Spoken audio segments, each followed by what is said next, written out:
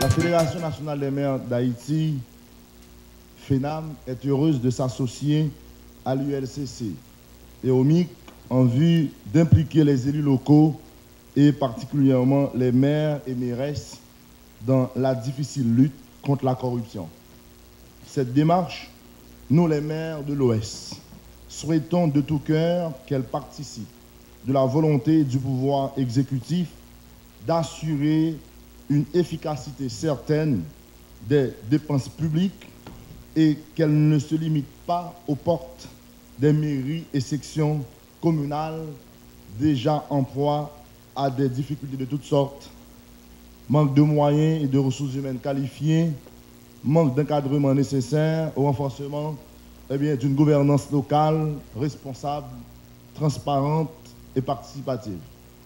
Cette première séance de formation consacrée aux maires de l'Ouest va s'étendre sur l'ensemble du territoire national à travers les 9 autres associations départementales de maires.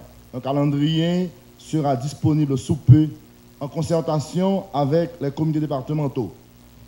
Nous nous engageons à en faire une vraie caravane pour non seulement placer les maires ordonnateurs de leur rang en position de se couvrir afin qu'ils n'en prétextent pour cause d'ignorance, mais aussi et surtout pour une culture de transparence comme valeur essentielle de leurs actions tout au long de leur mandat.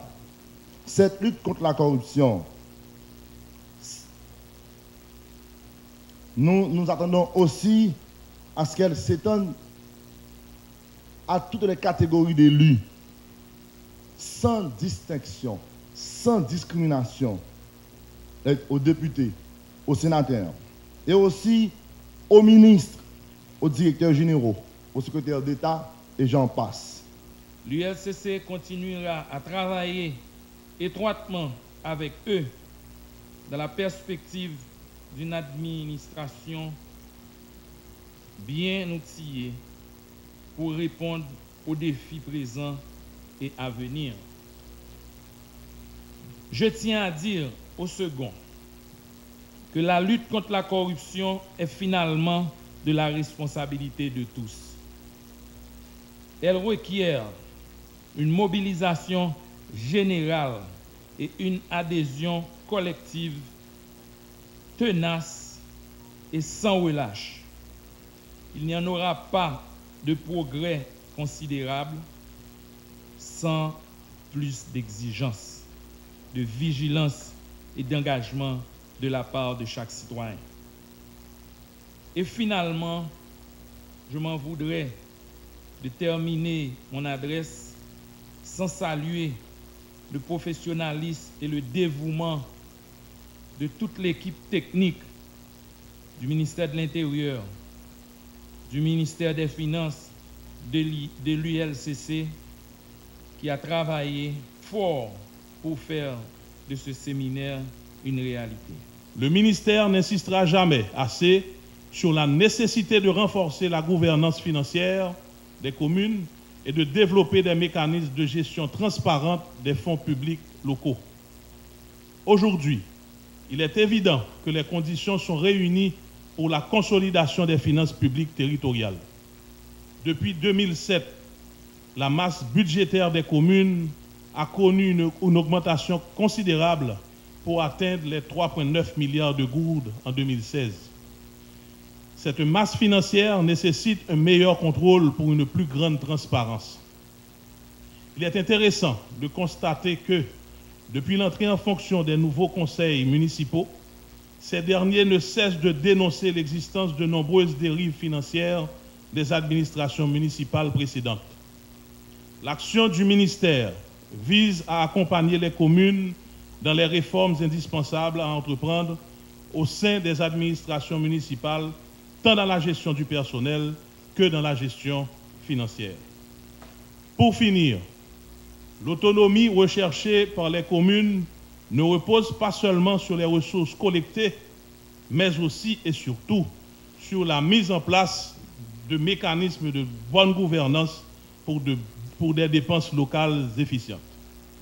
Ainsi, dans le cadre des efforts à consentir autour de l'augmentation des ressources locales, la responsabilité de la gestion doit être évoquée et les principes de transparence et de reddition de comptes doivent être la boussole pour guider l'action des autorités locales. Aux ressources collectées doivent correspondre la fourniture des services locaux de base. Nos efforts aussi doivent être orientés dans ce sens. La corruption nous concerne donc tous et peut affecter tous les secteurs d'appui au développement de la communauté ou du pays tout entier.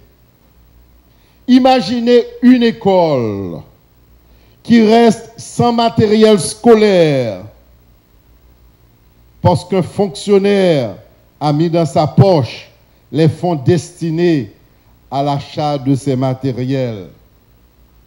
Imaginez une route qui, quelques mois après sa construction, est pleine de nids de poules, car ce n'est pas le meilleur constructeur qui a gagné le marché, mais le plus grand corrupteur.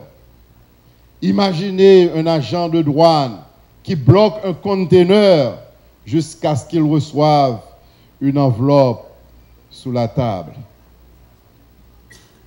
Mesdames et messieurs, en matière de lutte contre la corruption et le blanchiment des avoirs, nous avons fait beaucoup de choses, mais nous n'avons pas fait assez. En ce qui concerne le cadre juridique et institutionnel, la République d'Haïti s'est engagée dans les actions structurantes par la ratification de la Convention interaméricaine contre la corruption.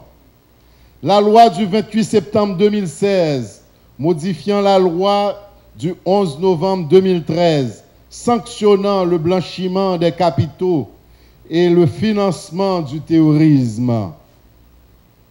La loi du 12 mars 2014, portant prévention et répression de la corruption. La loi du 12 février 2008, portant déclaration du patrimoine par certaines catégories de personnalités politiques, de fonctionnaires et autres agents. L'arrêté du 8 septembre 2004 créant l'unité de lutte contre la corruption, etc. La chaîne pénale et anti-blanchissement d'argent sont opérationnels, ce qui confirme l'engagement de notre pays dans la lutte contre la corruption. Cependant, il reste à activer un axe important de la stratégie contre la corruption. C'est l'implication des citoyens et des citoyennes, la mobilisation du pouvoir moral de la société civile pour que corrupteurs et corrompus ne soient plus assimilés à des personnes vertueuses et intelligentes.